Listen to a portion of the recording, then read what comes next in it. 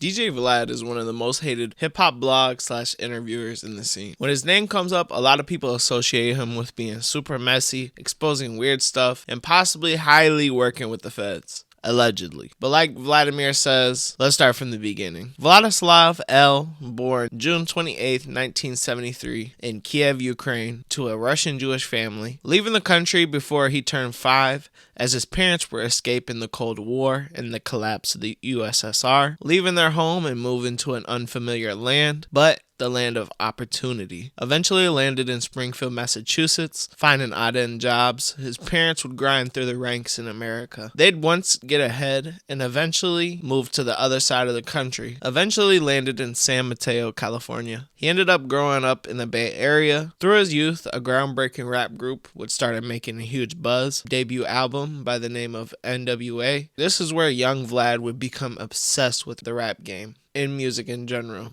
Eventually taking up wanting to make his own career, attempting to make beats and write lyrics, he would have no sign of success. Eventually taking the regular route, going to college at UC Berkeley, graduating in computer science and engineering. When he graduated, he'd become a DJ, doing sets anywhere he could until about 2008, where he would launch Vlad.com. He would post MP3 downloadable mixtapes featuring a lot of the hot artists of the time.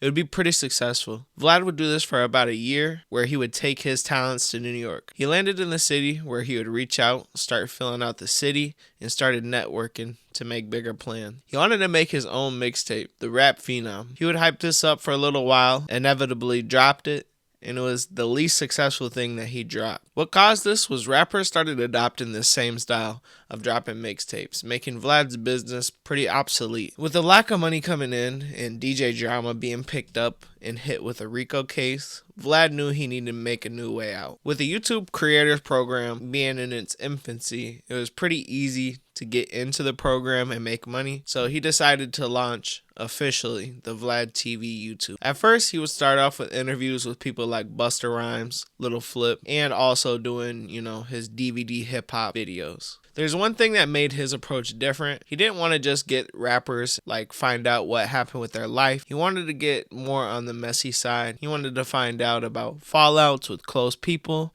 significant others, rumors, cases, anything that possibly a person really wouldn't want to be asked and put on a big platform, he would want to ask. Turning Vlad TV into almost like a tabloid, it wouldn't be long until Vlad would run into trouble. He would eventually cover a poppin' rapper by the name of Rick Ross. He would basically expose him for his career past choices, as he had a time where he was working as a CO in a prison. Kinda goes against his claims of being some type of kingpin. This didn't go too well.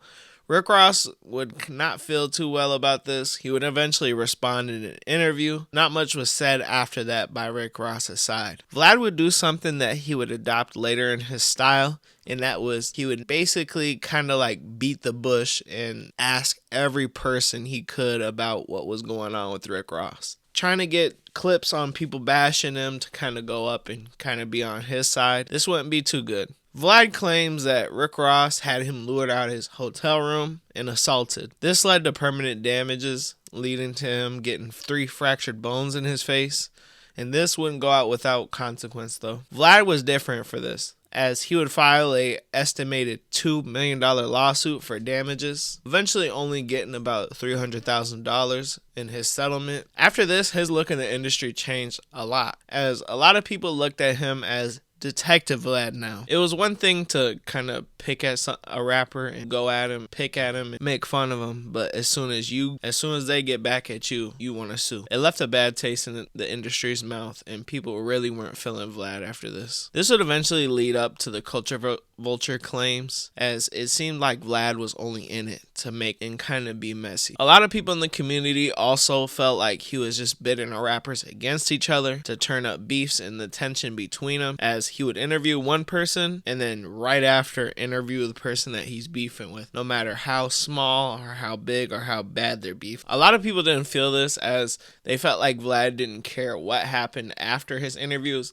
as long as he could reap all the profits from it, no matter who went to jail or who died. There's so many reasons not to like Vlad, and a big reason that people don't like him is he doesn't take accountability for his actions. From beefing with guests, being entitled during interviews, and even over speaking guests, even after he's proven wrong many times. Vlad often falls out with a lot of his guests, and even if it's a close relationship, he eventually falls out. This gets to one of his big fallouts, the Lord Jamar beef. Making early appearances on Vlad TV, it seemed like Vlad and Lord Jamar had a pretty close relationship, but only the opposite was true. During interviews, Vlad would rub Lord Jamar wrong and constantly prodding about Eminem and trying to get the best messy title he could. This wouldn't end well, especially after Vlad would misquote Farrakhan. It would lead to the turmoil of their relationship. Another early beef was the Joe Budden beef. They eventually did multiple interviews, but in Vlad fashion, he would overstep and receive some flack from Joe for almost being obsessed with the street lives in his interview. Vlad would not be happy about this call out and would do dozens of interviews bashing Joe, interviewing anybody he could from his close life, including ex-girlfriends, where he would attempt to bait them into admitting allegations of abuse and drug use. Another person that hasn't felt Vlad's weird love for the streets and also had a nice little fallout with Vlad was Charlemagne. He hasn't stopped his call out to Vlad about his weird antics during interviews, but one thing that made Charlemagne's call out different was the very odd thing Vlad would do whenever a person he interviewed would pass away. He would re-upload interview clips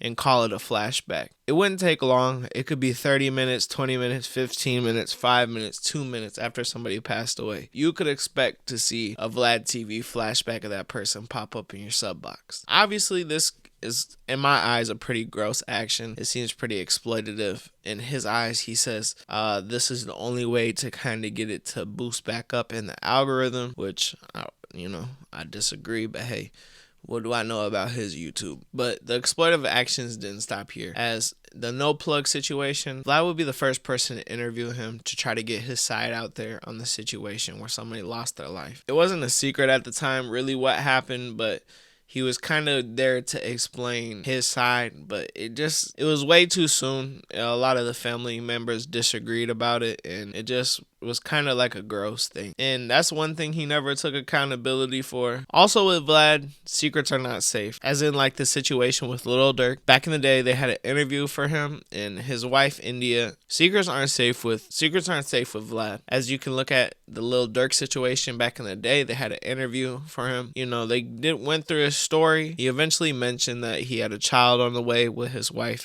now India. Lil Durk alluded to basically, her being pregnant, but he eventually asked for the footage to be deleted at the interview, and when the full interview had came out, that's one clip that actually went super viral. This eventually led to the fallout of Lil Durk and Vlad, where Lil Durk would actually diss Vlad in a song.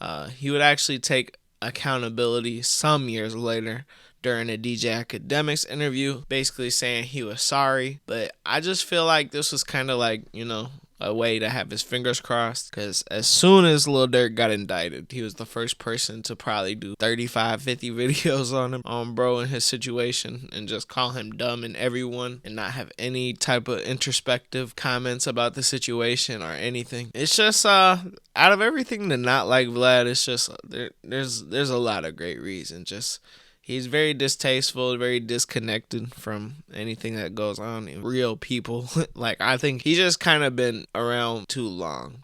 He got that old man mentality and been rich for a little bit too long, so he's super disconnected. So I could definitely understand how people I kind of stopped watching his content. It's kind of got real rinse and repetitive, no cap. And I've been a big watcher of Vlad TV over the years. I'm not even gonna lie to you. Love some of his old Boosie and interviews. He has some real classic interviews, but something's definitely changed over the years. Now I can understand why a lot of people have hated him over the years. Let me know what y'all think about this. Basically broke down why people hate Vlad TV. Let me know if y'all want to see any more videos like this. Let me know down below in the comment section below. Y'all be smooth. I'll see y'all in the next one.